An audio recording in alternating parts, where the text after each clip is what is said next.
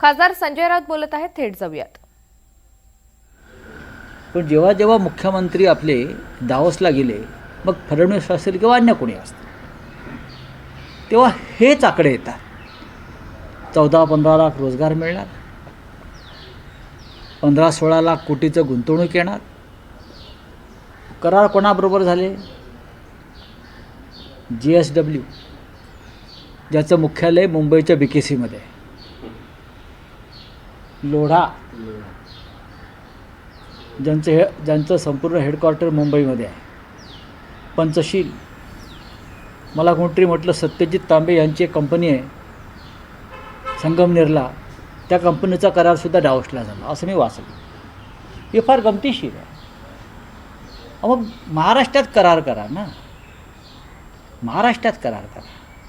तुम्ही या देशातल्याच कंपन्यांशी करार डावोसला जाऊन करणार असाल आणि त्याचे फोटो झळकावत असणार सर्वत्र, जगामध्ये हसं होतं असं अनेक तज्ज्ञांचं म्हणणं आहे. मी वाचलं मगाशी की भारताचं जगामध्ये हसं होतं अशा प्रकारे. आकडे कशाला फुगवून सांगता? बाबा 1000 कोटीचे गुंतवणूक खरोखर आली असू दे, 1000 कोटीच सांगा. आतापर्यंत तुम्ही गेल्या 5 वर्षामध्ये डावोसला किती वेळा गेला? प्रत्येक वर्षाला जाता.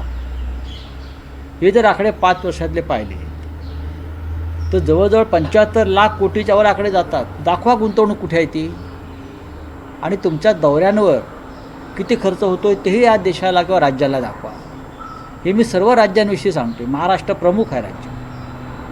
ज्या गोष्टी तुम्ही मुंबईत बसून करू शकता त्यासाठी अशा प्रकारे पंचतारांकित पिकनिक करण्याची गरज नाही. हे जर आकडे खरे असतील तर मी स्वागत करतो. जे आकडे दिले जात आहेत ते खरे असतील तर मी स्वागत करतो. मुंबईमध्ये 9 लाख रोजगार निर्माण होणार आहे, तर कोणत्या माध्यमातून होणार? कोणता उद्योग मुंबईत कोणत्या जागेवरती येणार? गौतम अडाणी जे धारावी घेत आहेत.